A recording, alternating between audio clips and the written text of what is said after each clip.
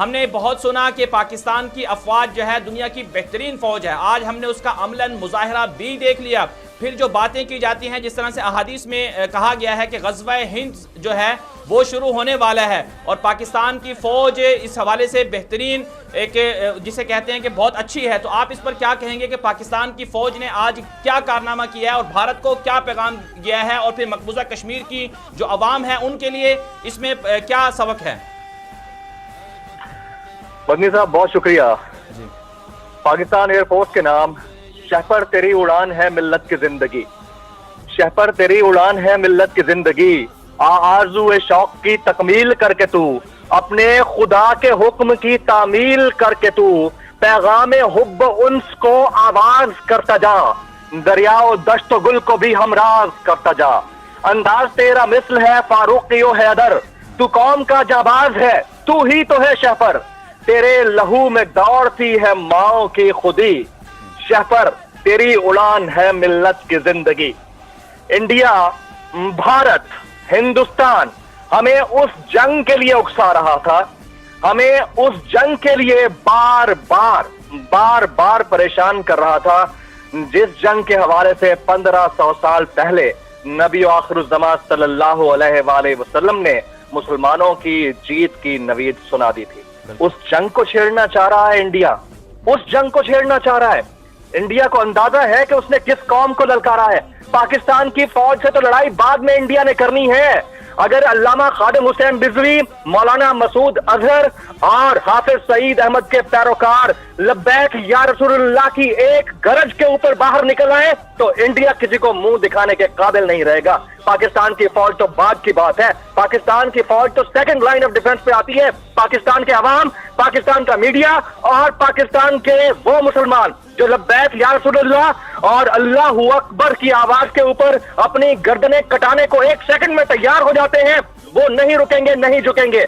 आज वो अभिनव जिसके लिए मैं कहूंगा कि अभी तो पार्टी शुरू हुई है मेरे भाई। तुम पाकिस्तान में इस तरह आके गिरे हो, पहले तुमने अपना वो मवाद पाकिस्तान में गिराया था जिससे दरख्त जले थे, अब अपना पायलट गिराकर पाकिस्तान में चले गए हो।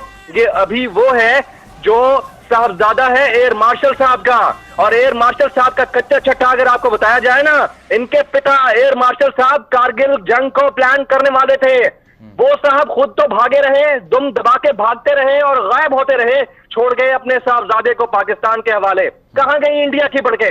पाकिस्तान के नाम पर झूठी सर्जिकल स्ट्राइक का दावा करता रहा, पहले भी किया, एक्सपोज हुआ, अब किया, फिर एक्सपोज हुआ। पाकिस्तान ने तंदही का और अकलमंदी का मुजाहरा करते हुए अपनी लाइन ऑफ कंट्रोल के अंदर दाखिल होने वाले तैयारों और अपनी लाइन ऑफ कंट्रोल के अंदर और उनके खिलाफ वर्जी करके पाकिस्तान के अंदर अपना जो मवाद है बारूदी वो फेंक कर जाने वालों को इस तरह जाने दिया जिस तरह नहीं जाने देना चाहिए था। उसकी वजह यह थी कि हम रिस्पॉन्सिबली और सेंसिबली बिहेव करते हैं। हमने रिस्पॉन्सिबली बिहेव किया, हमने अक्रॉस द बॉर्डर किसी भी टेंशन को क्रिएट करने से गुरेज किया।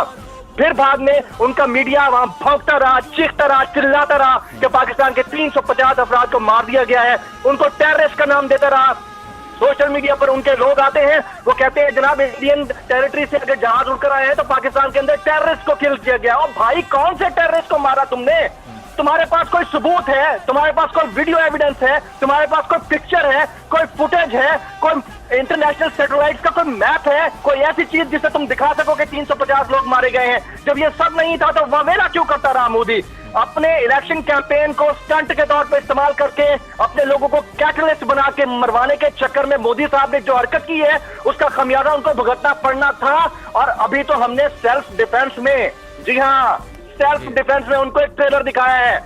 ये वो बॉलीवुड मूवी है जिसमें एक फेक सर्जिकल स्ट्राइक का उन्होंने इशारा दिया था, हम उनको रियल सर्जिकल स्ट्राइक यानी डिफेंसिव वे में करके दिखा चुके हैं। अभी तो मेरा सरप्राइज बाकी है मेरे भाई। इंडियन लोगों सुन लो, अभी हमारा सरप्राइज बाकी है। हमने कोई सरप्राइज नहीं दिया तुम्हें। तुम क्या समझते हो हमारे पायलट्स को, क्या समझते हो हमारे जरी जवानों को? इससे बड़ी कर्टसी क्या होगी कि तुम्हारा विंग कमांडर हमारी कस्टडी में है और हमारे जवान उसको कॉफी और चाय पिला रहे हैं? इससे बड़ी कर्टसी क्या होगी? कौन से लाइन ऑफ डिफेंस की बात इंडिया करता है? किस मुंह से दुनिया को अपना मुंह दिखाएगा? पिछले 3 दिन से उनके 5 शहरों में रेड अलर्ट लगा हुआ है कि कोई सुसाइड बॉम्बर ना आ जाए। और भाई हमारी फौज बाद में आती है, हमारी एजेंसीज बाद में आती हैं। तुम जरा भुगतो तो सही ना हमारे अल्लाह अकबर पर कट मरने वाले उन इंसानों को जिनको नवीद चुनाई गई थी गज़वा हिंद की। कि अगर गज़वा हिंद होता है तो कामयाबी और सुरखुरू होना मुसलमानों के नाम पर लिख दिया गया है। बिल्कुल। जमील साहब, कश्मीर के हवाले से क्या कहेंगे कि कश्मीर की आज़ादी के लिए अब पाकिस्तान को, अगर भारत नहीं बाज आता है तो पाकिस्तान को आखिरी हद तक चले जाना चाहिए? मेरे भाई सरप्राइज यही तो होगा, मैं आपको बता रहा हूं, यही सरप्राइज होगा जिसका इंतजार हम कर रहे हैं। आपने लाइन ऑफ कंट्रोल की खिलाफ वर्जी करके पिछले 60 साल से इंडियन ऑक्युपाइड कश्मीर में हमारे कश्मीरी भाइयों के लिए एक महाज गर्म कर रखा है। उनके बच्चियों की इस्मतों को तार तार करते रहे हैं, उनके नौजवानों को घसीट घसीट कर मारते रहे हैं, उनके नौजवानों को, जिंदा नौजवानों को रस्सियों से जकड़कर अपनी गाड़ियों के आगे लटकाकर पूरे गली मोहल्लों की सैरें कराते रहे हैं, उनके मुंह को काला करते रहे हैं। वहां जहां बुरहान वानी शहीद हुआ, वहां जहां एक कैंपेन रन हुई चाहूंगा, वहां उस कैंपेन का मामला देखते हुए खामोशी इख्तियार की गई। आज जो सरप्राइज तैयार किया हुआ है ना हमने, ये सरप्राइज यही होगा। हम इंडियन ऑक्युपाइड कश्मीर पर कब्जा कर डालेंगे, वो वक्त आ जाएगा। कोई बड़ी बात नहीं है।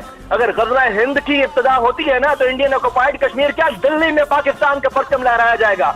आपको याद होगा हमारे एक तहरीक लब्बैक पाकिस्तान के एक साहब जिन्होंने हाथ में तलवार पकड़ी हुई थी, उनको कहां फोटोशॉप करके पूरी दुनिया में नहीं दिखाया गया कि तलवार पकड़ के खड़ा हुआ है एक बंदा, कभी चाइना की फौज में खड़ा हुआ है, कभी वर्ल्ड ट्रेड टावर के ऊपर खड़ा हुआ है।